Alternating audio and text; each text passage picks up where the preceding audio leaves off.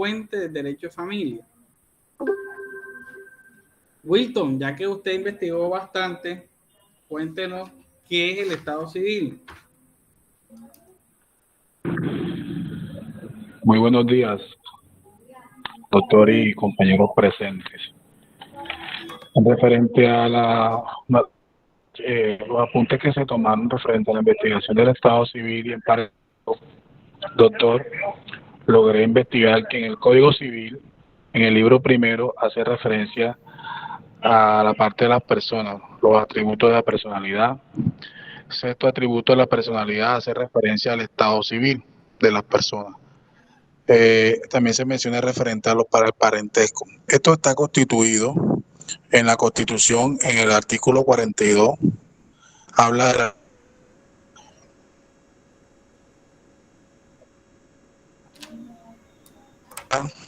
de la ley de la Constitución política al Estado. Delega en la ley la responsabilidad y de su regulación. El mismo habla de la familia, que es el núcleo fundamental de la sociedad y que se constituye por vínculos naturales y jurídicos. El Estado civil de la persona se busca es crear vínculos jurídicos. En el mismo artículo 42 de la Constitución señalan que los hijos que fueran dentro o fuera del matrimonio, también habla de los adoptados, de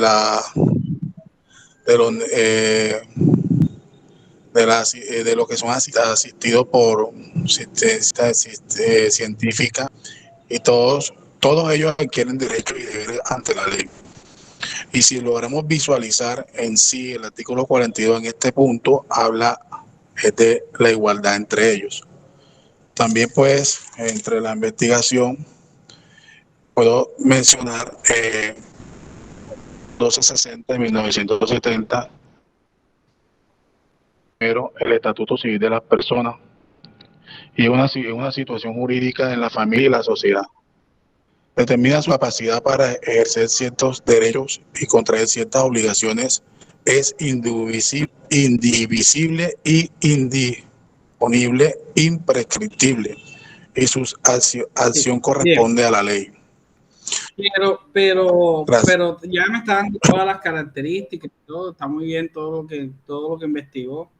Vamos a rescatar de lo que nos comentaba el compañero un aspecto fundamental, ¿no? Y es que el Estado civil es un atributo de la personalidad. Estoy seguro que en sus clases de personas, primer semestre de Derecho, vieron los atributos de la personalidad y están ya familiarizados con el nombre, el domicilio, el patrimonio, todos esos conceptos que hacen parte del atributo de la personalidad. El Estado civil es quizás el más completo de todos esos atributos, ya que hace alusión a la caracterización propia del ser humano, ¿cierto? Y entonces por acá yo les digo, cuando ustedes en romano, en historia del derecho, vieron que antiguamente, en la edad antigua, no todo el mundo era persona, ¿cierto?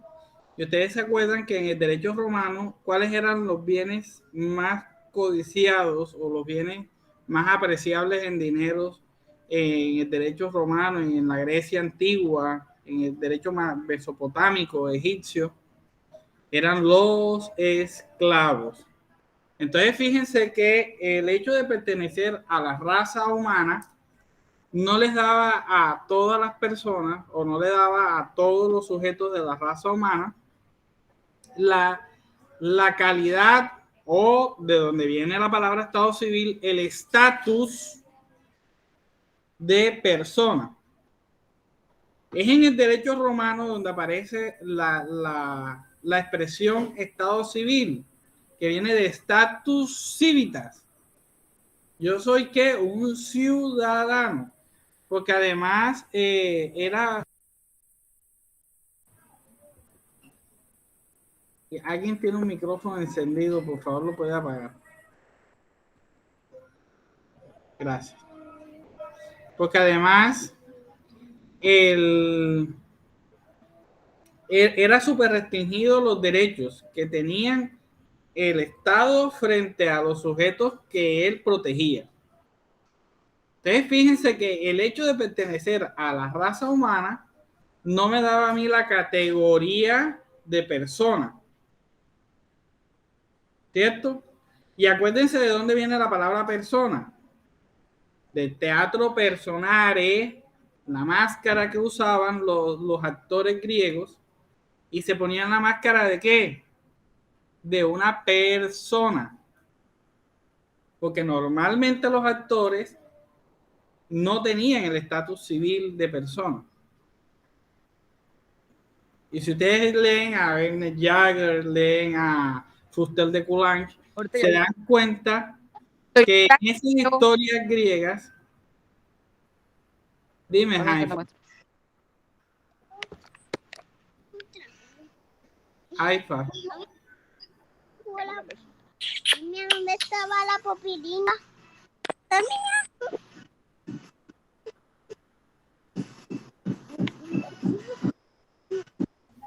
Profe, ella como que se le activó el micrófono y no se da cuenta. Sí. Ya.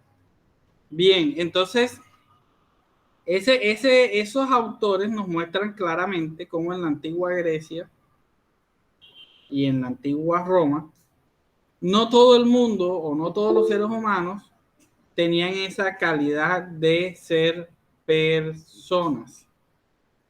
Entonces, fíjense ustedes cómo el Estado civil, desde que nace, esta categoría jurídica, nace ligada a la idea de ¿qué? A la idea de persona.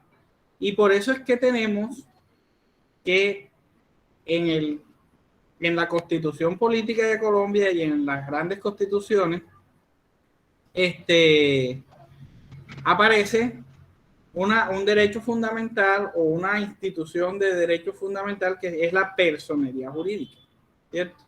¿Por qué? Porque a raíz de la proclamación de los derechos del hombre en Francia, todos los seres humanos tenemos la categoría de persona.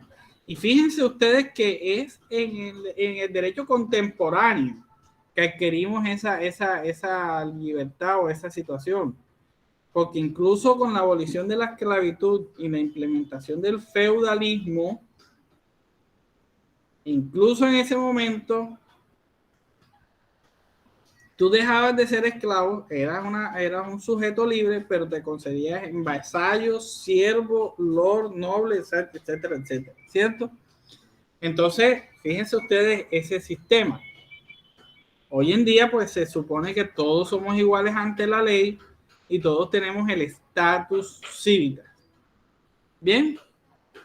Entonces, con esa breve introducción histórica, uno entiende que, acuérdense también de que en el derecho romano hablábamos de sui juris, sui generis, sui alieni, que son todos esos elementos que estaban allí para entender quién era persona y qué tipo de derecho tenía.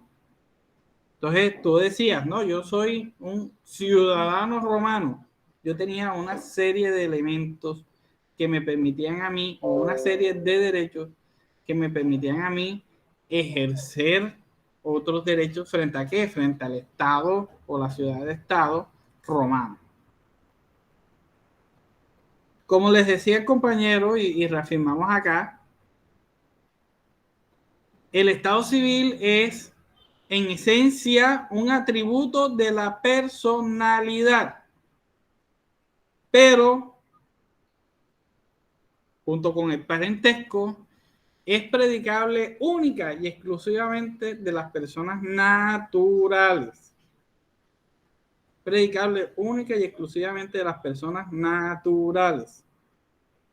Te vamos a preguntar por acá a Luz Day.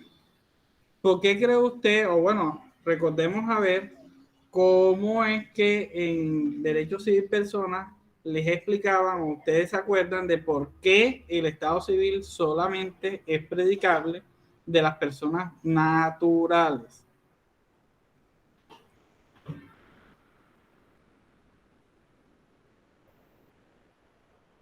Profe, bueno, creería yo que porque, bueno, creería yo, porque Okay. nacen con un nombre. Eso lo debieron, o sea, es como recordar, refrescar un poco lo que veían ustedes en Derecho Civil Persona. Bueno, o sea, o las personas ya, cuando nacemos, creo que ya somos personas al momento de cortar el cordón umbilical, ya somos personas.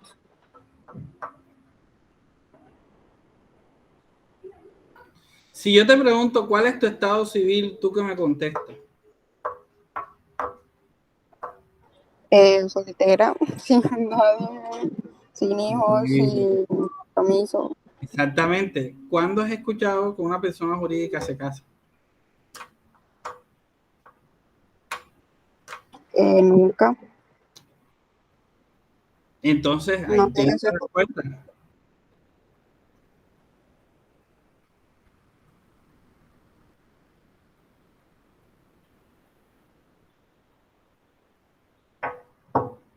¿Quién se le ocurre?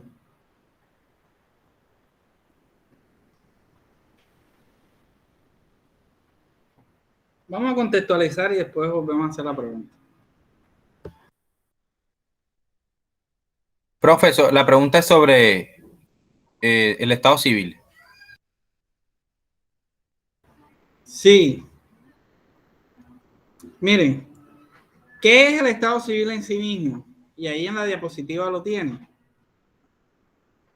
El estado civil de una persona es una situación jurídica, la situación jurídica, la posición en la que se encuentra frente a la familia, frente a la sociedad, y es la capacidad para ejercer derechos y contraer ciertas obligaciones. ¿Frente a qué? Frente a la familia, frente a la sociedad. Es cuando yo le decía a Ludey, si yo le pregunto cuál es su estado civil, ella me decía, no, mi estado civil es soltera. ¿Por qué? En la conciencia de los ciudadanos, cuando Ludey me dice a mí, yo soy soltera, se entiende que ella no ha contraído matrimonio o no tiene una unión marital de hecho, ¿cierto? Ya yo ubico a Ludey frente a una familia.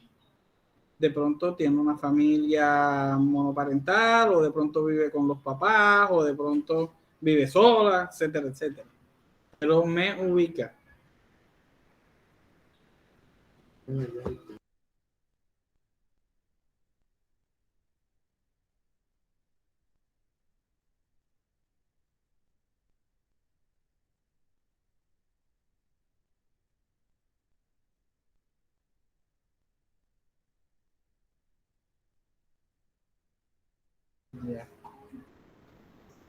Bien, entonces ese es el asunto, ¿no? Ustedes tienen allí un marco en que una persona ejerce ciertos derechos y obligaciones frente a qué, frente a la familia y frente a la sociedad. Igual si usted me pregunta a mí, ¿cuál es su estado civil? Casado. Entonces usted dice, el doctor César tiene un compromiso, tiene una situación jurídica frente a qué, frente al Estado. Bien. Igualmente el estado civil que me permite a mí entonces ubicar otros aspectos de quién es hijo, de dónde eres, la nacionalidad y todos esos aspectos que ahorita vamos a ver como los criterios diferenciadores del estado civil. Bien, estoy apenas haciendo un repaso de lo que muy seguramente vieron con más amplitud en derecho civil persona. A donde quiero llegar son a las partidas del estado civil, que es lo que nos interesa a nosotros. Bien. Entonces, desde esa perspectiva, ahora sí, Ludey, estoy totalmente seguro que usted ya sabe por qué a las personas jurídicas no le aplicamos el Estado civil.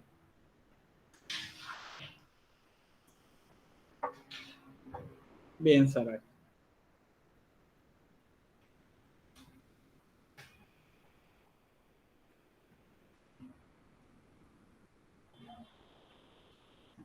¿O a quién se le ocurre por qué a las personas jurídicas no le aplicamos el Estado civil? Profe, buenos días. Pues no le aplicamos el Estado civil porque las personas jurídicas son entes ficticios creados por las personas y no tienen esa capacidad de contraer las obligaciones que son propiamente de una persona, como casarse, precisamente morir, que está dentro de la CESA, registrarse un acta de función y todas estas obligaciones y deberes. Muy bien, John. Es que realmente, si usted se va al concepto de persona jurídica, usted enseguida ubica la persona jurídica, que es una ficción que crea la ley de que hay un ente que es capaz de contraer derechos y obligaciones. Pero realmente eso no es una persona. Y el Estado civil y el parentesco están ligados, y por eso yo soy tan enfático con esto, a la categoría de ser humano, a la categoría de persona, y por eso les eché la carreta rápidamente de los derechos humanos franceses, de la Constitución de Weimar y todo eso, ¿cierto? Historia del derecho que ya ustedes se saben de memoria. Entonces, si a usted le dicen, ¿cuál es el estado civil de la Sociedad América S.A.? Usted tiene que contestar, un momentico, las personas jurídicas, las sociedades, las corporaciones no tienen estado civil. ¿Cierto? Tienen otros atributos de la personalidad, como cuál: nombre, domicilio. ¿Cuál otro tendría? Nacionalidad, patrimonio. Pero no tienen ni parentesco, porque una sociedad no se casa con otra, ni tiene hijos, ni mucho menos. Tiene sucursales, filiales y socios, pero nunca va a tener la relación parental. Bien. El estado civil, entonces, lo definimos como la posición que ocupa una persona natural, por el solo hecho de existir hoy en día, frente a la sociedad y la familia. Lo vamos a entender en un criterio amplio y en un criterio restringido, ¿cierto? Yo también estoy seguro que lo vieron, por lo menos en mis clases de personas lo explico con mucha más amplitud. Entonces, el criterio amplio, nosotros decimos, es un conjunto de cualidades o circunstancias que permiten distinguir a una persona jurídica individual de otra. Allí que tenemos en cuenta los estados personales, la edad, ¿cierto? La raza, los estados sociales, si es nacional, extranjero, y los estados familiares, si es padre, madre, hijo. Bien. Y también tenemos el criterio restringido, que a su vez se distingue o se divide en dos tipos de criterios, ¿no? En un primer sentido, se busca establecer la filiación de una persona matrimonial, marital, extramatrimonial o adoptiva, ¿cierto? Y aquí miren que ya la cosa va un poco más al grano. Primer momento, criterio amplio, la edad, el sentido de pronto si es nacional, extranjero, etcétera, etcétera. Pero acá en el criterio restringido estoy más puntual. Usted es casado, usted es soltero, es adoptado, quiénes son sus padres. Bien, Y en un segundo sentido, se usa para determinar el papel del sujeto en la familia que se conforma. Entonces, si es soltero, si es casado, si es viudo, si es divorciado, si es separado. ¿Bien? Entonces, todo eso ya me indica a mí. Y en Colombia aplicamos los dos criterios, amplio y restringido. Ahora, ¿cómo objetivamos? Espérense para ver si por acá lo tengo. Bueno. Bien. ¿Cómo se objetiva el estado civil? Hombre, con las partidas de registro. Y ahora vamos a hablar en detalle de las partidas de registro, que es el objeto principal de hoy. Espero que logremos por lo menos llegar a explicar qué son las partidas de registro para la próxima clase, explicar los procesos de correcciones de registro. Entonces, fíjense, ¿cuáles son las características de ese estado civil? Hombre, primera característica, que es indivisible. ¿Y qué quiere decir que es indivisible? Usted tiene un solo estado civil. Uno solo, no tiene más.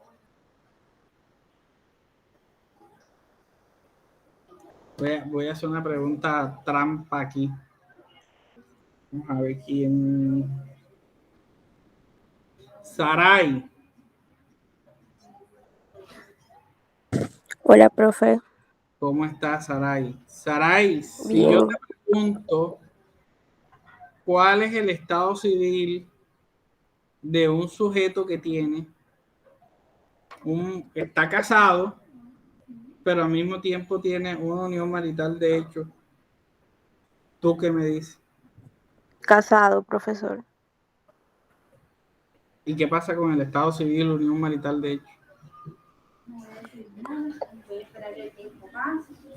Pues, o sea, tengo entendido que eso no es un estado civil. En la unión marital de hecho sí es un estado civil. No sé, profesor, yo diría que casado. ¿Quién? John, cuéntame. Bueno, su estado civil principal sería el casado y lo otro sería una relación extramatrimonial.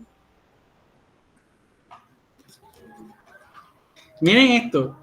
Cuando decimos que el estado civil es indivisible, que es uno solo, no quiere decir que dentro de esa misma persona confluyan varias características de las que ya hemos visto que confluyen en el estado civil. Y por eso la pregunta es trampa, ¿no? Porque yo puedo tener dos situaciones, o tres, o cuatro. Entonces, dentro de mi persona,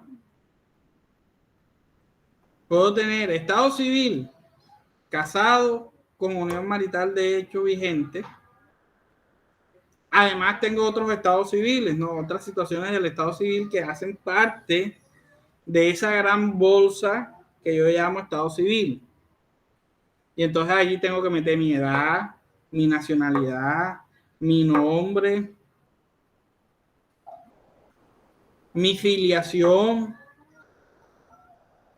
Y miren lo complejo que cuando veamos procesos de impugnación de la paternidad, ustedes se van a dar cuenta y me van a decir, profe, tenía razón, porque usted puede llegar a tener un reconocimiento de paterno y además tener una situación de presunción de paternidad y tiene dos papás ahí. Entonces, fíjense, cuando hablamos de que el estado civil es indivisible, quiere decir que es uno solo, una bolsa, pero no quiere decir que dentro de esa bolsa no vamos a meter elementos o características que van a componer mi estado civil. Miren que el estado civil es decirle al Estado y a la familia, yo soy tal, yo tengo tal estado civil. Cuando decimos que es indisponible, quiere decir que yo no puedo disponer de él. Pues yo no puedo vender mi condición de hijo. Yo no puedo vender mi condición de esposo. Yo no puedo ceder un contrato matrimonial.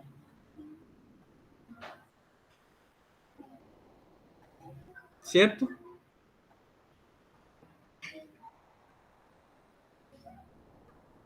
Cuando decimos que es imprescriptible, quiere decir que puede durar cualquier cantidad de tiempo que eso se declare.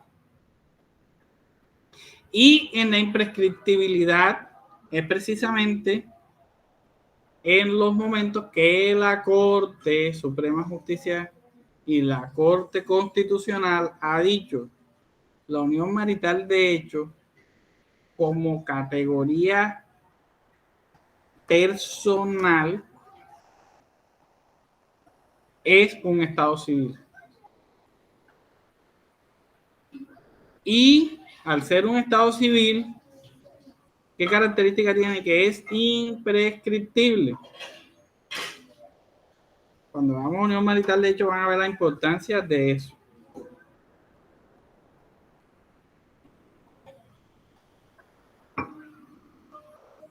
Lo impone la ley, o sea, la ley dice, este es estado civil, este no es estado civil. Es un atributo de la personalidad exclusivo de las personas naturales, jurídicas individuales o naturales. Personas jurídicas individuales o naturales son lo mismo. Protegido por la ley, es decir, usted puede presentar acción de tutela, acción constitucional, porque le están violando el estado civil. Y su alteración comporta que un tipo penal, consagrado en el artículo 238 del Código Penal. Entonces, si usted cambia o varía o altera su estado civil o el estado civil de un pariente, está ¿qué? Incurriendo en un delito. ¿Cuáles son las fuentes principales del estado civil? Los actos jurídicos, la adopción, el matrimonio, la constitución de una unión marital de hecho, son actos jurídicos. Los hechos jurídicos también, el nacimiento y la muerte, son hechos jurídicos. Y las decisiones judiciales que modifican el estado civil, por ejemplo, el divorcio, las nulidades, etcétera, etcétera, etcétera. La declaración de existencia de unión marital de hecho, son sentencias judiciales. Entonces, principales fuentes, actos jurídicos, hechos jurídicos y decisiones judiciales.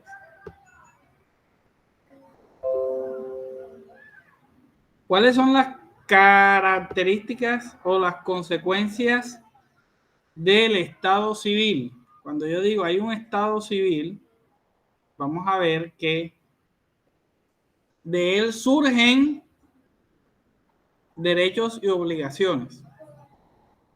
Entonces, por el hecho de yo estar casado o por el hecho de haber nacido mi hijo, mi hija,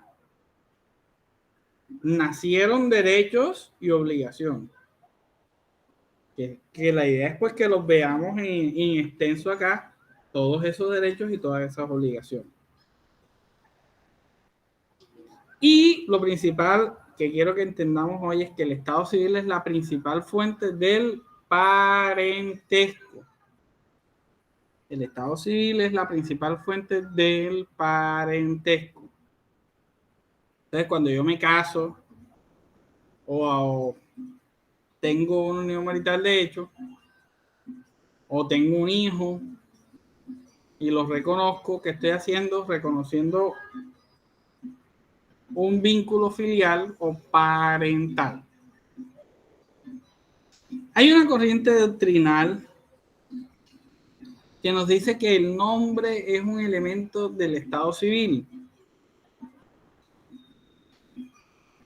La sentencia que está citada en la diapositiva, la C552 del 94, dice eso. El nombre es o compone o es una parte del Estado civil. Hay otra corriente que dice la Corte se equivocó y realmente el nombre, ustedes leen por lo menos los libros de Angarita Barón, de cualquier libro de persona de Valencia Sea y eso, ellos sostienen que el nombre es un atributo de la personalidad independiente, ¿cierto? Y al ser un atributo de la personalidad independiente, confluye con el resto de atributos, pero no se subsume en el Estado civil, ¿cierto? Ahora, la Corte, ¿por qué dice es un elemento del Estado civil? Porque ustedes saben que el nombre está compuesto por el prenomen y el nomen. El prenomen, que es el conocido como nombre de pila, César Andrés, y el nomen, que es el apellido, Tirado Pertuso. Entonces, como el apellido a mí me indica inmediatamente cuál es mi filiación, porque esa es la característica principal de mi apellido, de los nombres. Filiación, tú eres Tirado Pertuso, quiere decir que mi papá probablemente era apellido Tirado, salvo las circunstancias que solamente registra la madre y eso. Mi padre, jurídicamente hablando, es apellido Tirado. Y mi madre, jurídicamente hablando, es apellido Pertuso. Entonces, por eso la Corte dice, es un elemento del Estado civil. Yo pienso que, aunque la Corte lo diga en esa sentencia, hay que distinguir, porque realmente se trata de un elemento independiente, ¿cierto? De un elemento o un atributo de la personalidad independiente y caracterizado en sí mismo. Lógicamente que está íntimamente relacionado, pero es porque al ser parte del atributo de la personalidad, confluyen todas esas circunstancias. Y esto nos va a confundir un poco. Porque, por ejemplo, ahora que hagamos partidas, te va a decir cómo voy a cambiar mi estado civil y lo que voy a cambiar es mi nombre, por ejemplo. Entonces, ahora vemos eso. Y la última consecuencia y la más importante, diría yo, es que permite fijar una posición jurídica de una persona natural en la sociedad y en la familia. Y eso se extrae de la misma definición. Hasta aquí, preguntas, dudas, inquietudes, comentarios, etcétera, etcétera.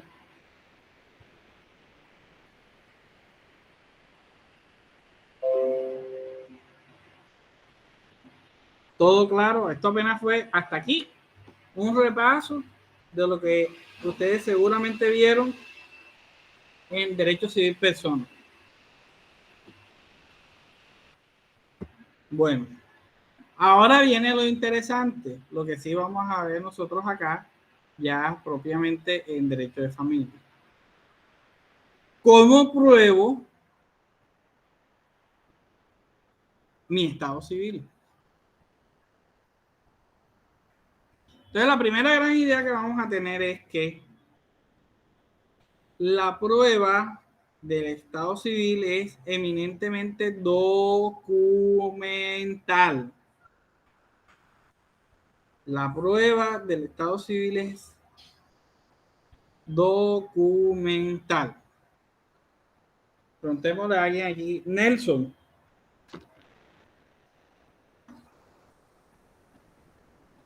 Nelson.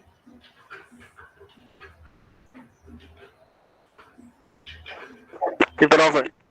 Nelson, ¿qué es en derecho probatorio la tarifa legal? Ya ustedes vieron teoría general de la prueba y procesal general.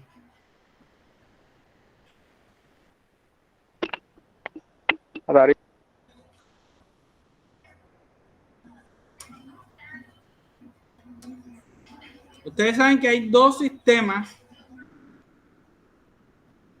de prueba. Uno que es la libre apreciación probatoria o libre examen de la prueba, que es el que estatuye el artículo 165 del Código General del Proceso. Y la tarifa legal. Profe, la tarifa legal es un tema de... Podría decir que la tarifa legal es un sistema de valoración de la prueba. Sí, eso es lo que estoy diciendo, pero ¿en qué consiste?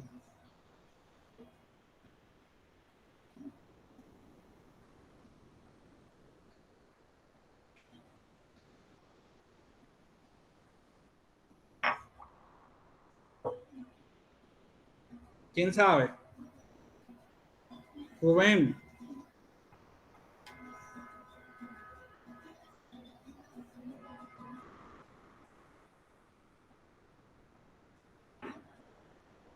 Busquen ahí en Google, hombre.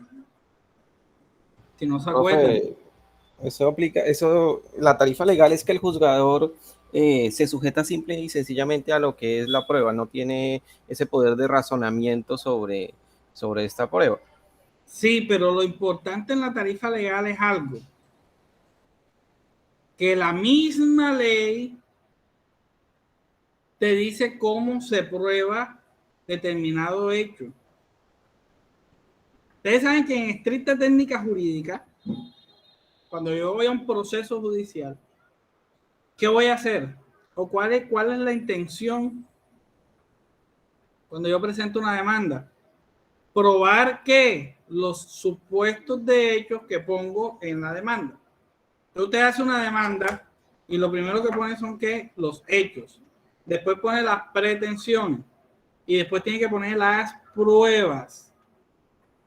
Y estas pruebas van íntimamente ligadas a probar que los hechos. Yo voy a presentar una demanda de divorcio y yo digo, voy a señor juez, Juan y María se casaron en tal año. Segundo hecho, Juan y María llevan 9 años de separados. ¿Cierto? Tercer hecho, por la causa se rompió la Affectio Humanitatis y se desean divorciar. El primer hecho que dice Juan y María se casaron en tal año, ¿cómo lo pruebo? Con el acta de matrimonio. Exactamente. Sí, con el registro civil de matrimonio. ¿Por qué? Porque la prueba es que documental. La misma ley nos dice cómo se prueba el estado civil. Con la prueba documental de qué? De las partidas registrales. ¿Ok?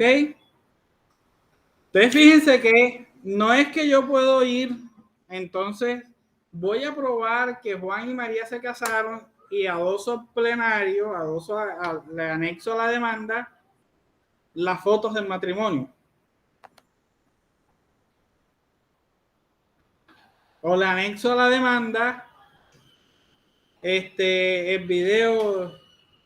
Mire, este fue lo que aquí está la prueba donde se casaron. O le anexo a la demanda una declaración extrajudicial del cura, del sacerdote, del notario, donde dice, mire, aquí ellos se casaron. O solicito para probar que ellos se casaron 2 testigos que asistieron y estuvieron presentes el día del matrimonio. Yo juez les digo, muy bien, perfecto, pero aquí no me está probando matrimonio. Y créanme que eso sucede, eso lo he visto yo. Prueba de que se casaron. 3 fotos del día de matrimonio, muy bonitos, ellos ahí con su smoking, su traje y tal, vestido de novio, lo que sea. Eso a mí no me dice nada. Igual ocurre con la adopción de hijos. ¿Cómo pruebo yo que soy hijo de mi papá? Con el registro civil de nacimiento. Exactamente. No puedo salir de ahí. Que yo voy a llevar a 2 testigos, que voy a llevar lo que sea. Usted solamente prueba su estado civil. ¿Con qué? Con la partida registral. Artículo 266 de la Constitución Nacional pone en cabeza del Registrador Nacional del Estado Civil la dirección y organización del registro civil e identificación de las personas. Ahora les voy a hacer una pregunta que nos lleva a reflexionar sobre lo siguiente. Hay varios tipos documentales que nos prueban o nos ayudan a identificar el estado civil.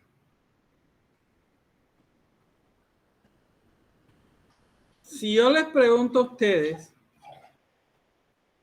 ¿cómo prueba su edad?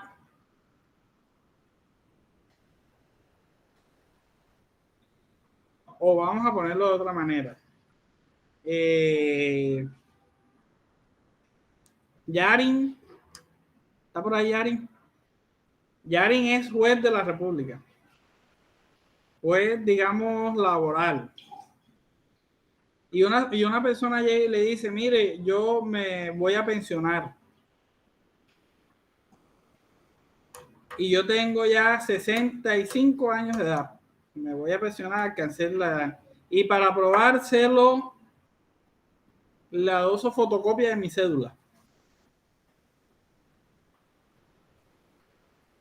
¿Qué hace Yari?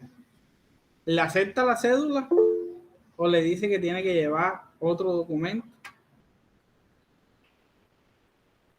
Rubén, que alzó la mano. Profe, pues en este caso, para probarla es sencillo con el registro civil de nacimiento, que está la fecha en que él nació. Pues hace una fórmula matemática y le da la edad. La cédula también tiene la fecha de nacimiento. Sí, señor, pero bueno, ahí sí. Pero ese documento no sería idóneo para demostrar la edad, no como el registro civil de nacimiento. ¿Qué nos dice Wilton?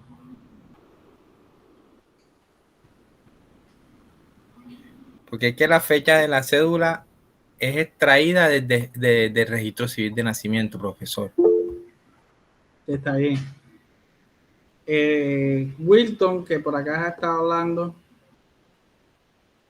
dice registro civil. Ernesto. Soy Karim, voy en el transporte, pero no importa, le respondo. Doc, lo que pasa es que es una pregunta bastante compleja porque en muchas ocasiones que han querido probar con simplemente los registros civiles, encontramos que hay personas que los adulteran y siempre se inicia otro proceso para poderlo dar en materia como tal.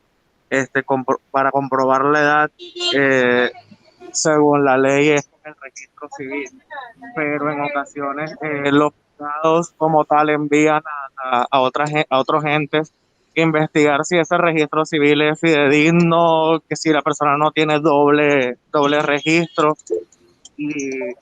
pero legalmente, según lo que he logrado ver, es solamente el registro civil el que nos los prueba.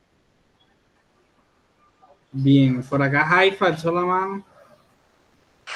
Sí, profe, yo conozco el caso de personas que para probar la edad han sacado la partida de bautizo.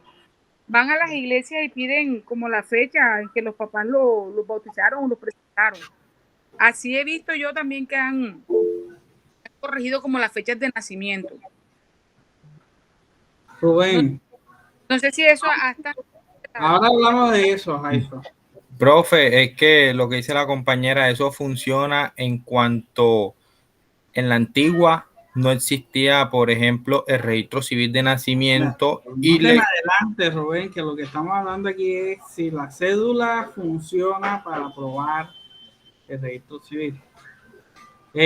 Para probar la edad, estoy poniendo el ejemplo. Profe, también funciona, pero hay que tener en cuenta que la fecha de nacimiento que tiene la cédula de ciudadanía como tal es extraída del registro civil de nacimiento. Usted sabe que eso es una escala. Pero bueno, miren este detalle. La cédula de ciudadanía, si ustedes se van a la definición de cédula, se van al decreto 1260 del 70, ven que la cédula de ciudadanía no es una partida registral. En esencia, no busca ser un elemento probatorio del Estado civil. Por eso es que usted no sale en una foto con su esposa, casado ahí, los dos ahí. Porque la cédula es un documento de individualización que tiene por objeto que el Estado lo identifique a usted, ¿cierto? Normalmente en la calle, donde usted esté. Y primero antes sacaban tarjeta de identidad, yo no sé si todavía lo sacan, tarjeta de identidad y luego cédula de ciudadanía. Lo que creo que ahora fue que se unificó el número de registro civil con la cédula de ciudadanía. Entonces hoy su registro civil coincide con su número de cédula. Antes no era así, ¿cierto? Pero no quiere decir ello que la cédula como documento que tiene únicamente la intención de probar o de individualizarlo usted frente al Estado, tiene unas funciones más de identificación frente a cualquier autoridad, frente a cualquier trámite, que de prueba del Estado civil. Para probar el Estado civil, el decreto 1260 del 70 nos dice cómo se prueba el Estado civil con las partidas registrales. Con las partidas registrales. Ahora, ¿cómo nacen o cómo ven o cómo nacen las partidas registrales? En el derecho antiguo,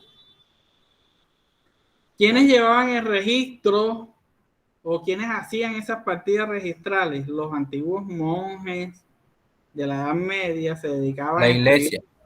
La iglesia católica, exacto. Entonces esos monjes se dedicaban ahí, nació el hijo de César, nació el hijo de la familia tal, y llevaban los famosos árboles genealógicos y mejor dicho la historia, 100 años de historia, 200 años de historia de una familia, y llevaban un libro por familia noble y etcétera, etcétera, etcétera. La iglesia continuó con ese legado, pero después de la Reforma instituyó una partida de bautismo.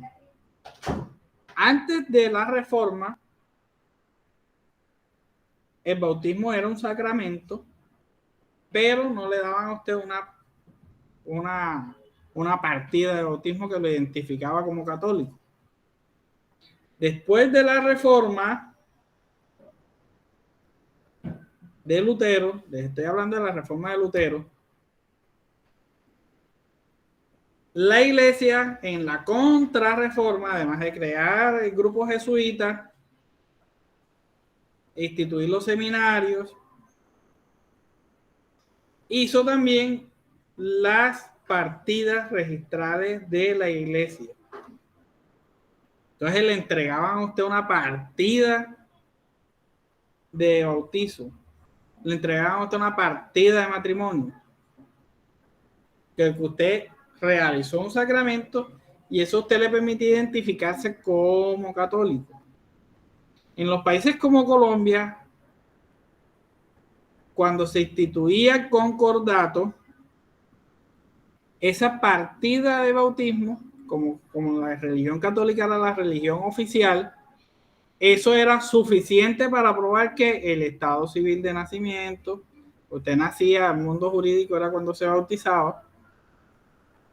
Entonces, en 1938, como un efecto de las reformas liberales de ese año, se expidió la Ley 92 de 1938, que estableció que a partir de ese año el registro civil y las partidas registrales iban a estar en cabeza de quién, exclusivamente del Estado. Entonces, esa norma estableció un régimen de transición. Bien, los acontecimientos o los nacimientos propiamente dichos anteriores a la vigencia de esa norma, de junio o abril de 1938, se pueden probar con una partida de bautismo o con una partida de matrimonio. Pero los acontecimientos, los cambios del Estado Civil posteriores a 1938, necesariamente se tienen que probar ¿con qué? Con el registro civil correspondiente. Entonces usted, por ejemplo, va a iniciar la sucesión de su tatarabuela o de su bisabuela. Y resulta que su abuela nació en 1929. Tiene 90 y pico de años. Se murió. Y tuvo a su mamá en 1930.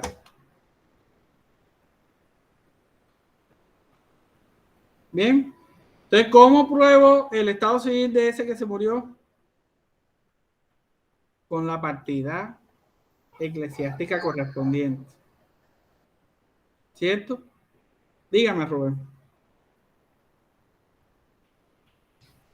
Profe, quería pronto agregar un dato antes que se me pase, es que hasta donde tengo entendido, las partidas de bautismo y las partidas de matrimonio ya se pueden registrar. Y en cuanto a la partida de bautismo, al momento de registrarla, pues le otorgan un registro civil de nacimiento. No sé si usted me corrige si estoy bien en ese dato o no. No. Ya esas partidas no se pueden registrar. Las partidas de bautismo. Lo que se registra es el matrimonio. Por ejemplo, en el momento de que yo nací, no se emitía pues el registro civil de nacimiento, y usted sabe que eso estaba a cargo de la iglesia. Pues tengo una partida de bautismo. Esa partida de bautismo me sirve como identificación, o yo la puedo registrar para obtener un registro civil de nacimiento. ¿En qué año nació usted? No, profe, yo me voy en el ejemplo de una persona que haya nacido, porque yo nací en el 91, pero tengo registro civil de nacimiento. Pero usted sabe que a esta altura del partido encontramos personas con partida de bautismo. Eso es difícil hoy en día porque realmente el documento antecedente por excelencia en los registros civiles actuales es el acta de nacido vivo. Y de hecho, usted nació su hijo, nació alguien, y ahí por ahí anda en las clínicas de maternidad o un funcionario de las notarías ofreciendo pues el registro. ¿Cierto? Eso es difícil. Ahora usted me va a hablar, no, profe, es que en Tandamandapio, allá en el Bajo Río Hacha, allá en la cultura guayú, usan esparteras. Sí, está bien. La partera, pues, la partera también expide un documento o su propio testimonio sirve al registrador para registrar el nacimiento. ¿Bien? Ahora, eso no quiere decir que yo le esté diciendo que un registro civil no pueda tener como documento antecedente una partida de bautismo. Claro que sí. Lo que pasa es que los registradores en esos casos son un poco más reacios a aceptar eso. Otras cosas, porque normalmente a usted lo bautizan cuando ya tiene casi un año de vida. Mientras que el acta de nacido de vivo tiene unos datos más precisos. Entonces, pero esa pregunta que me hace Rubén me da pie para continuar con la pregunta que nos hacemos. ¿Qué se registra? Bueno, ya les expliqué que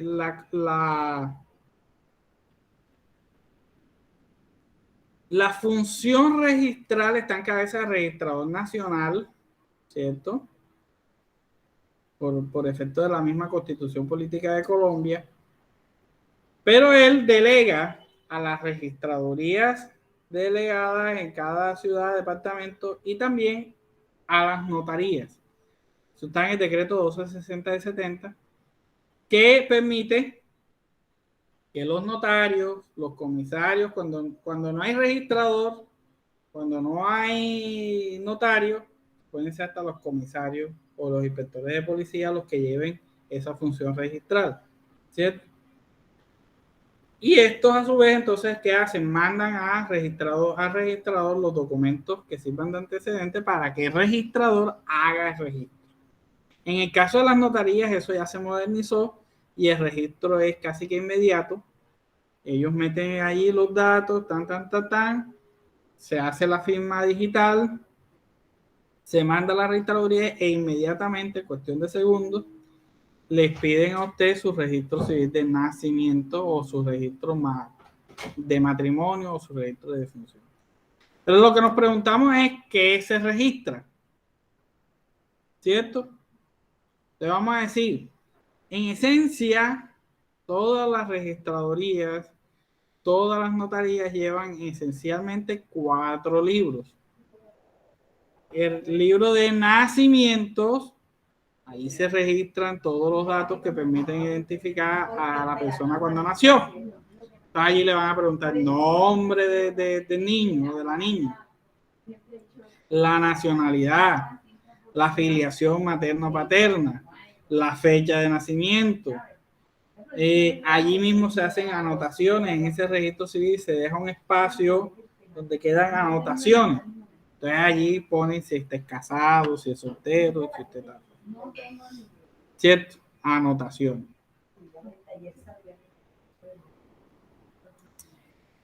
Y desde esa perspectiva, entonces usted,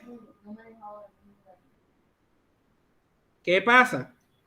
Cuando usted llega y le preguntan, ¿cuántos años, qué día nació el niño?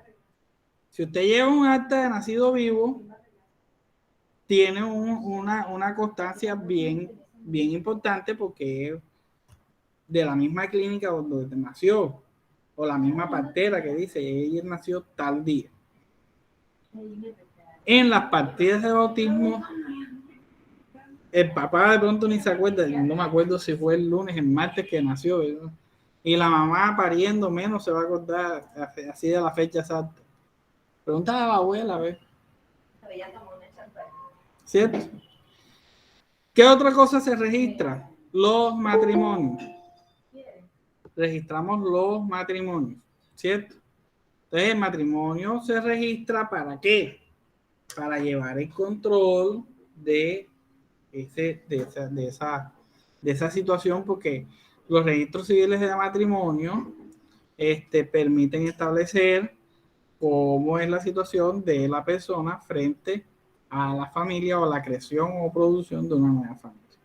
En ese registro de matrimonio también registramos divorcios, anulaciones o separaciones judiciales, ¿cierto? En matrimonio lo registro igual sea civil o religioso, ¿cierto? Y eso hablamos más adelante cuando hagamos matrimonio, vamos a ver cómo se hace el matrimonio civil y cómo se hace el religioso. ¿Qué otra cosa registramos? Las defunciones. Entonces, cuando usted va a iniciar una sucesión o va a reclamar un seguro de una persona que se murió, ¿qué tiene que llevar? Registro civil ¿de qué? De defunción. Y defunción significa registro de muerte. Allí registro los datos de la muerte, la fecha y la hora en que murió. Y registro si la muerte fue natural o violenta. Si fue real o presunta. Pero no registro la causa de la muerte. Entonces, se murió de un paro cardíaco. Eso no queda registrado. Un paro cardíaco se supone que la muerte fue ¿qué? Natural. sufrió un atentado, le dispararon en la cabeza por ir a atracarlo. La muerte fue como violenta. Y eso sí es importante el registro porque me permite determinar, sobre todo para efectos penales o para efectos de responsabilidad civil extracontractual. Y hay un cuarto registro que es donde se lleva todo lo demás que no es ni nacimiento, ni matrimonio, ni defunción. Entonces allí registro las uniones maritales de hecho, allí registro, por ejemplo, las adopciones, ¿cierto? Y en general todo lo que yo quiera registrar que sea ataña al estado civil y que, por ejemplo, la nacionalización se registra en el libro de varios, ¿cierto? Se llama libro de varios, No importa cuál sea el registro, todo registro debe ver en esencia la naturaleza del hecho que se registra, el lugar y la fecha donde se crea o se surte el registro, los nombres completos, el domicilio e identidad de los comparecientes y las firmas de los comparecientes y el funcionario. ¿Cierto? Entonces, todo registro debe llevar esas 4 partes.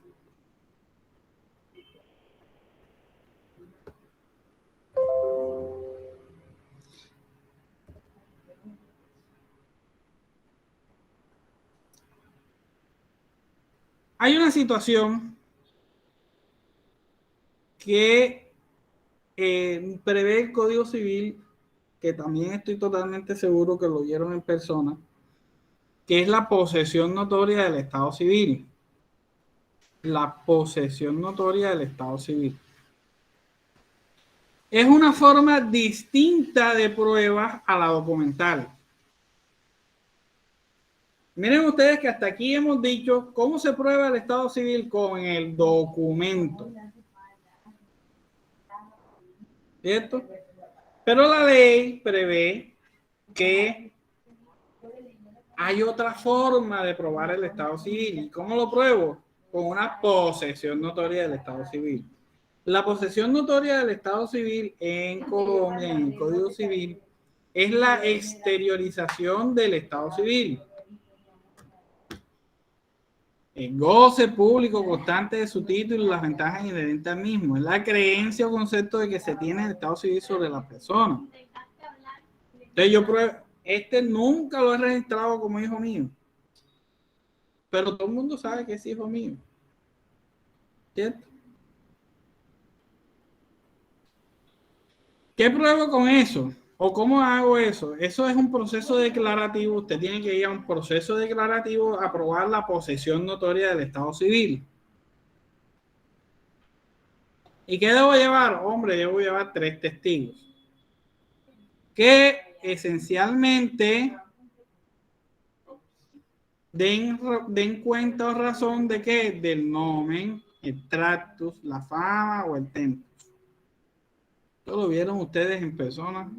Estoy apenas haciendo un recordero.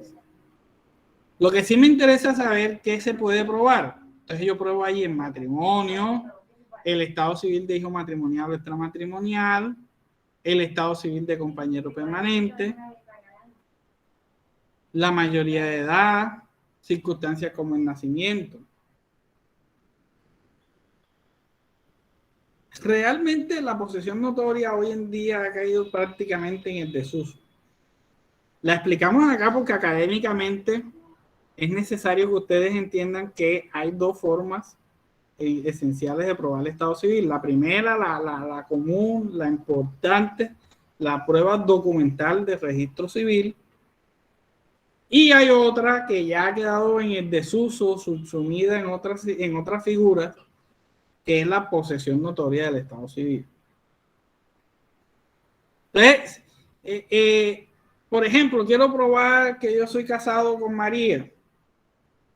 Te tengo que hacer un proceso de jurisdicción voluntaria declarativa llevar 3 testigos, allá sí me toca llevar las fotos del matrimonio, el video del matrimonio, 5 testigos para probar que yo me casé con María. Esto es posesión notoria del Estado civil. Y es distinto, y ha quedado tan en el desuso, que si de pronto yo me casé con María, se pierde el registro, yo tengo que hacer que una reconstrucción de estado, de partidas registradas. ¿Cierto? Entonces, posesión notoria del Estado civil, repasen todo lo que tiene que ver con eso en personas.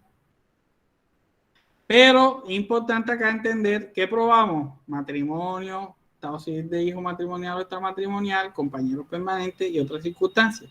Como les repito, es una figura que ha entrado en desuso. Ya prácticamente eso, de 100 procesos hay, si acaso, ¿cierto? Hasta aquí, preguntas, dudas, inquietudes, comentarios.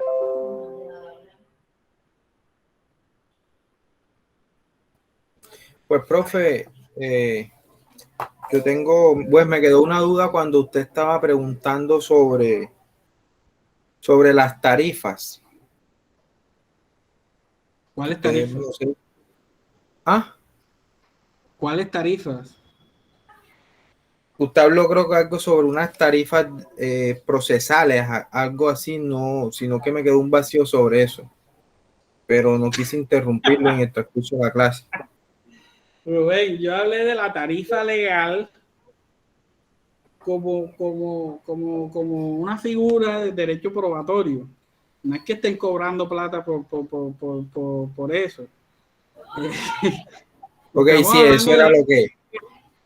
Como la forma, como el derecho establece la forma como se prueba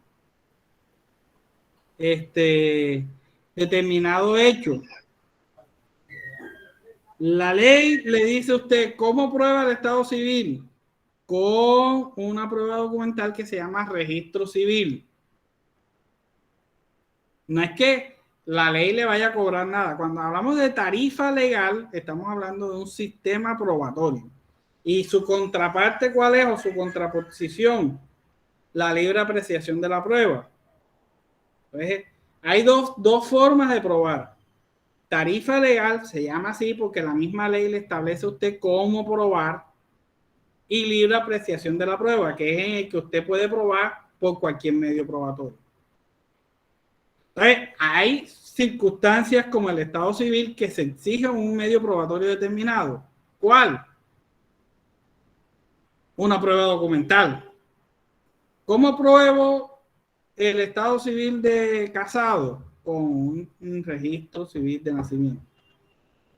De matrimonio, perdón. Profe, ¿Cómo pruebo la unión marital de hecho?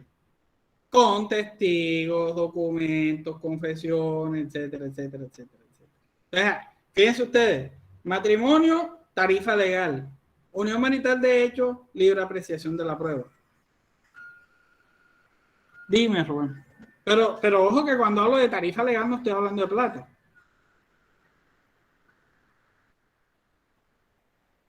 Sí, es que ahí es donde me entra la confusión porque, por ejemplo, usted prueba un hecho, pues de que está casado, el registro civil de matrimonio, pero ¿cuál sería la tarifa legal aquí o la tarifa extralegal? Yo estaba como llevándolo. No hay tarifa extralegal, Rubén. El nombre de la figura es tarifa legal. ¿Y okay. ¿Cuál es la tarifa legal? El documento, registro civil de nacimiento, de matrimonio, perdón. Ah, ok, el documento como tal es lo que usted se refiere como la tarifa legal con la que está aprobando el hecho. Sí, señor. En medio probatorio. Gracias, profe. Esa era la duda que yo tenía en cuanto a la explicación del transcurso de la clase. No se preocupe. ¿Alguien más tiene alguna inquietud?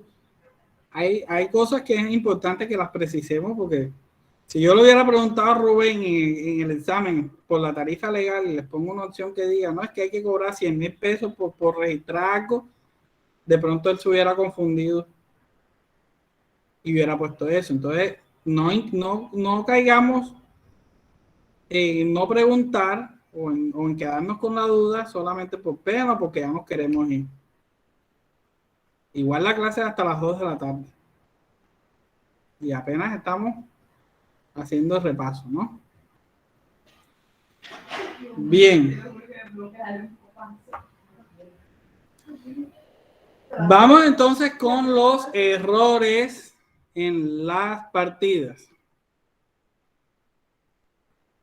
Entonces, por acá, ahorita Haifa al principio me decía, profe, pero yo veo que se equivocan, que ponen errores, que me toca llevar la partida de nacimiento para la partida de bautismo para corregir un error. Y eso es cierto.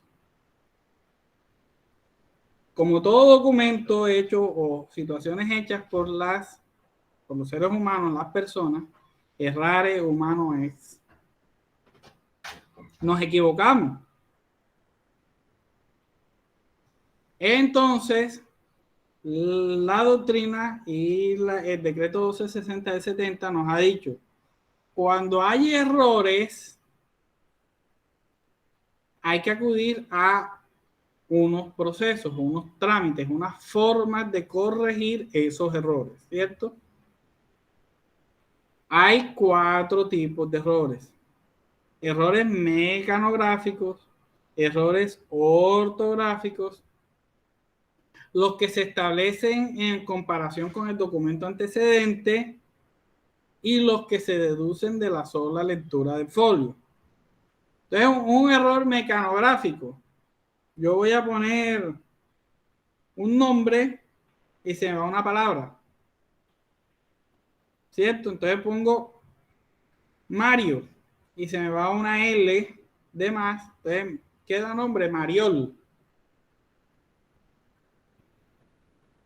O el ejemplo que tenemos en la diapositiva, Gemaro, y resulta que el nombre es Genaro. Quien transcribió, quien estaba digitando, hundió una letra que no era y puso mal el nombre, ¿cierto? Entonces, ese es un primer error mecanográfico. Hay un error ortográfico. Tiene que ver de pronto con el nombre de un lugar, o como el ejemplo que tenemos acá, Hernán, pero lo escribió sin H. Y yo quería que Hernán fuera con H. ¿Cierto? Victoria, con B pequeña o con B grande.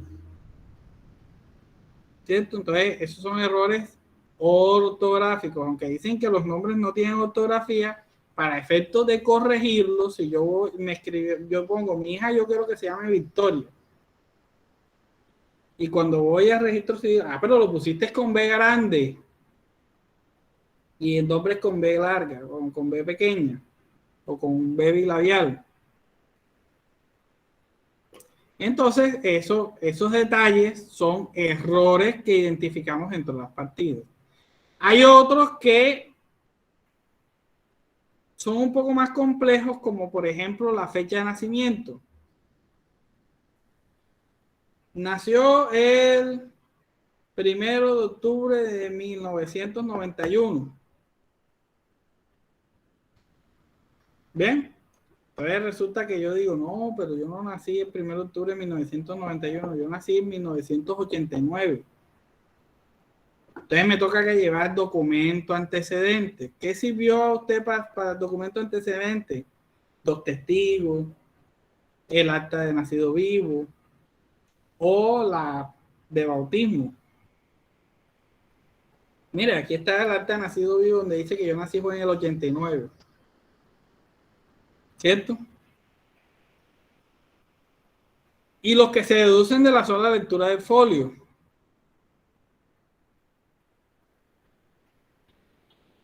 Puede ser que invirtió los nombres maternos y paternos. Puede ser que puso una fecha que aún no existe. Nació en el 2024. Está ya totalmente errado, ¿cierto? Entonces, esos son los 4 tipos de errores en los que se incurren usualmente en las partidas. ¿Cómo los corregimos? A través de 4 formas.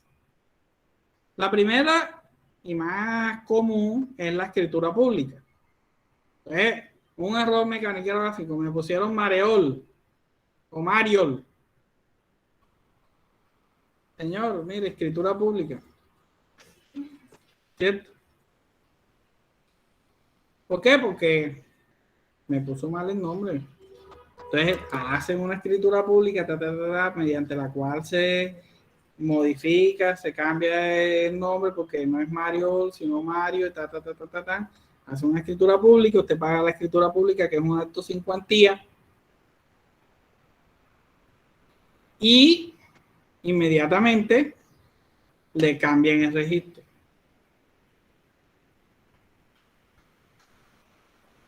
Hay otros que son más complejos, que se requieren un proceso de jurisdicción voluntaria que se llama proceso de corrección del Estado civil. ¿Cierto? Entonces ese se lleva ante el juez civil municipal, ahora hablamos de ese proceso. Hay otro que es cuando tengo dos registros. Entonces hay que iniciar un proceso de cancelación del Estado civil. Y finalmente un trámite administrativo que se lleva a cabo ante la registraduría, que es la solicitud de anulación del Estado civil de una partida. La primera es la escritura pública, contenida en el artículo 91 del decreto 1260 del 70, que es básicamente usada cuando vamos a hacer los errores de inscripción, de mecanográficos, ortográficos, ¿cierto? Y allí voy a expresar, o los de documento antecedente, si es procedente, si es claro. El mismo notario verifica si usted tiene razón, aquí nos equivocamos nosotros, hace una escritura pública. ¿Cierto?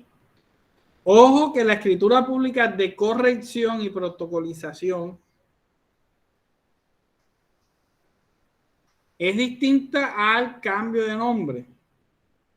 Cuando yo digo me quiero ya cambiar el nombre por escritura pública, lo puedo hacer por una sola vez. Yo allá no voy a alegar ningún error. Voy a decir simplemente no me gusta llamarme César, ahora me quiero llamar Juan Pablo.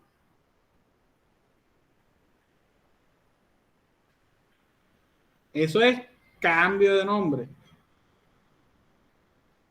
Ahora estamos cuando yo identifico dentro de la partida registral un error mecanográfico, ortográfico,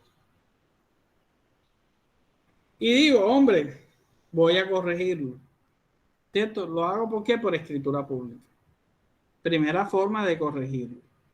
Se lleva ante el notario. Ustedes saben cómo es el trámite de una escritura pública.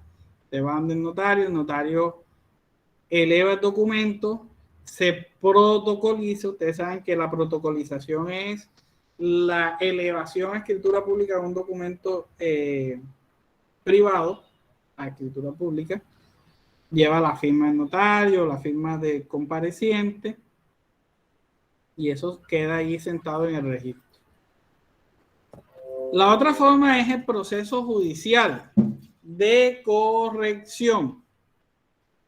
En esencia es un proceso de jurisdicción voluntaria que se tramita ante ¿quién? Ante juez civil municipal. O también lo puedo hacer ante notario. Artículo 18 del CGP, del Código General del Proceso, y artículo 617 del Código General del Proceso. Antes de la expedición del Código General del Proceso, estos procesos de corrección se llevaban a cabo ante ¿quién? Ante el juez de familia. Hoy se llevan a cabo sin discusión alguna ante el juez municipal. Se tramita con todo el proceso de jurisdicción voluntaria. Ustedes saben que el proceso de jurisdicción voluntaria es esencialmente un proceso declarativo donde no hay controversia, o sea, allí no hay demandado, proceso lineal, y lo que buscamos es corregir errores advertidos dentro de la partida. Entonces mi pretensión principal, ¿cuál va a ser? Mire, señor juez, corrija o ordene la corrección del registro civil de nacimiento identificado con tal, con el NUI tal. ¿Cierto? Hechos, ¿no? Que pusieron mal el nombre, pusieron mal la fecha, pusieron mal tal. Y este proceso no lo pueden confundir nunca con el proceso que busca la mutación del estado civil, porque ojo que el proceso busca es corregir errores, no modificar el estado civil. Entonces, una pretensión de un proceso de corrección de estado civil nunca va a ser cambie el apellido de Tirado a López. Porque es que nos equivocamos, hay un error. El error es que el papá no es César Tirado, sino Patricio López. Vaya, son procesos de filiación. Allá a ver qué es lo que pasa. Entonces, ojo con eso. Estamos buscando corregir errores dentro de la partida. Y el error tiene que ser palpable. No estoy diciéndole voy a corregir porque es que hubo un error, dice la mamá en el proceso. Es que yo me equivoqué porque yo pensé que el papá era César, pero resulta que la verdad, yo creo que es Patricio. Entonces usted dice, no, pero vaya, es un proceso de filiación. Eso no tiene nada que venir a sacar.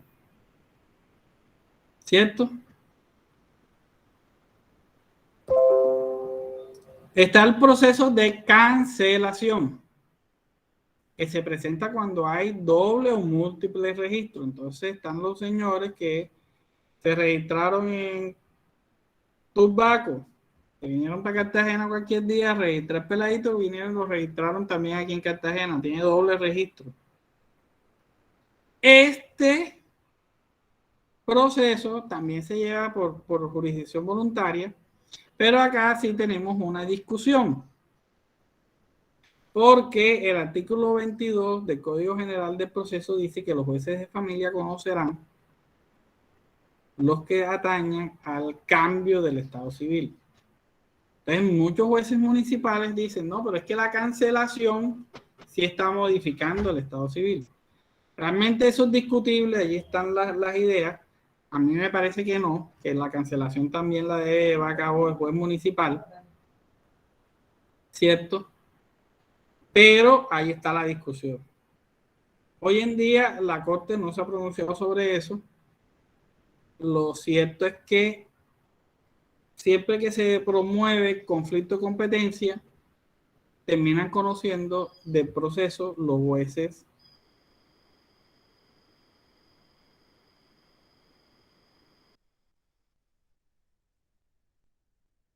civiles municipales.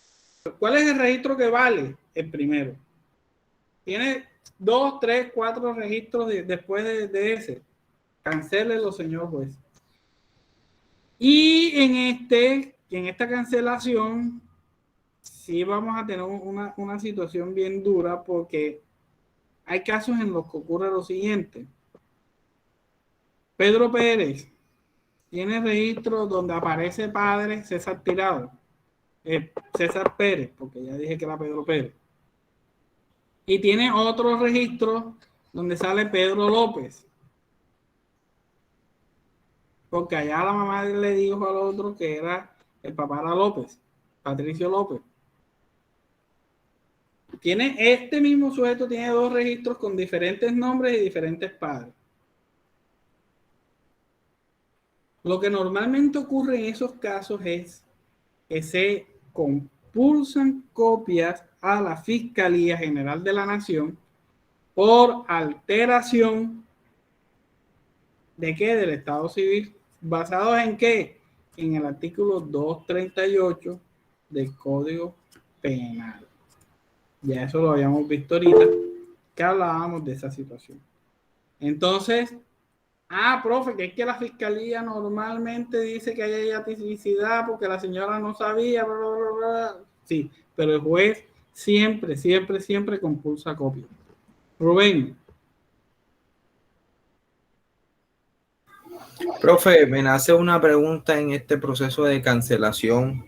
Pues se puede dar con una persona, ejemplo, yo estoy casado pues con mi esposa y como estoy acostumbrado pues a casarme por cualquiera parte que vaya con otras mujeres y tengo 5 registros civiles de matrimonios más, pero el único que está registrado es de mi esposa actual. También se puede iniciar un proceso de cancelación con los otros 4 registros de matrimonio Ocurre en lo mismo, caso de matrimonio. ocurre lo mismo que le decía con la situación de la paternidad. Usted lo que tiene que iniciar es un proceso de anulación de esos matrimonios posteriores al primero, pero no un proceso de cancelación. Miren que por eso inicié explicándoles todo lo que tiene que ver con el Estado civil y por qué cuáles son las partidas registrales. En esencia, las partidas registrales son probatorias, son pruebas de un hecho, ¿cierto? Entonces, desde esa perspectiva, el hecho de que usted esté casado, porque le anulen los registros civiles de matrimonio, no quiere decir que usted anuló los efectos del matrimonio. Usted tiene que iniciar un proceso de anulación o de nulidad matrimonial de los matrimonios posteriores al primero. ¿Cierto? Por acá me alzó la mano alguien más. Sí, buena compañera, pero profe, última pregunta. ¿Y aquí no le compulsan copia a la fiscalía también? Total, claro que sí.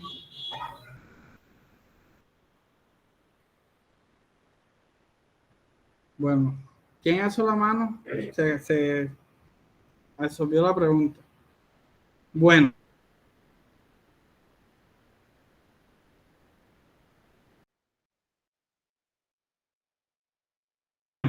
Y para terminación,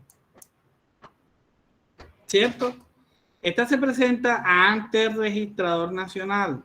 Te mando un correo electrónico al registrador o presenta una solicitud ante la registraduría para que se corrija una situación administrativa. Puede ser una situación irregular que también puede, y normalmente es por doble registro. No, mire, que es que yo cuando me fui a registrar se hizo un doble registro, no sé, de pronto hubo un error en el sistema, o yo vine hoy y al día siguiente vine también y me registraron 2 veces. ¿Cierto? Eso ocurre.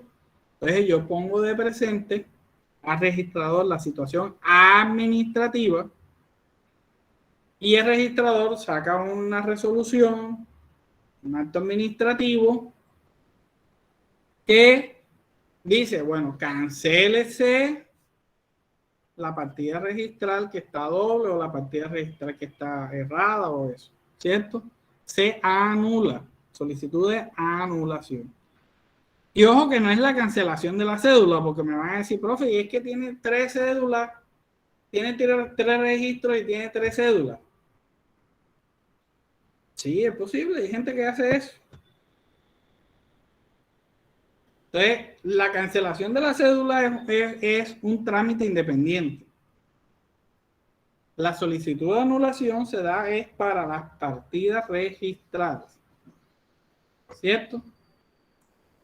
Bien. Preguntas, dudas, inquietudes.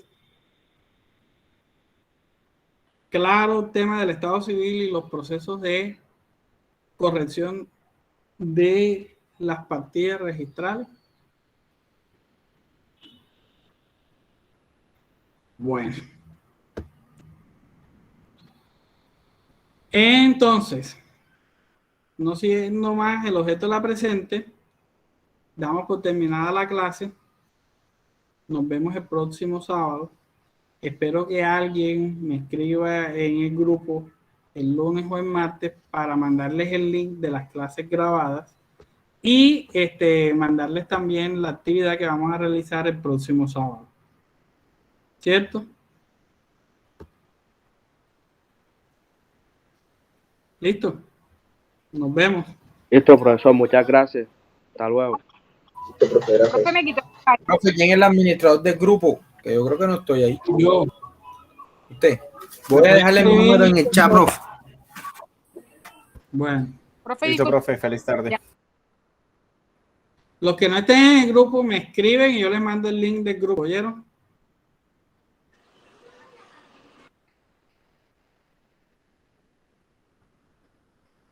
Ok, gracias, profe. Feliz tarde.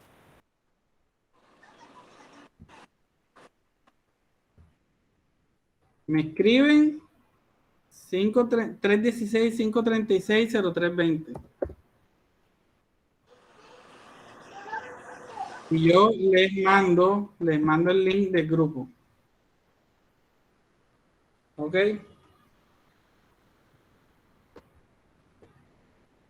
Chao. Me escriben y yo les mando el link del grupo.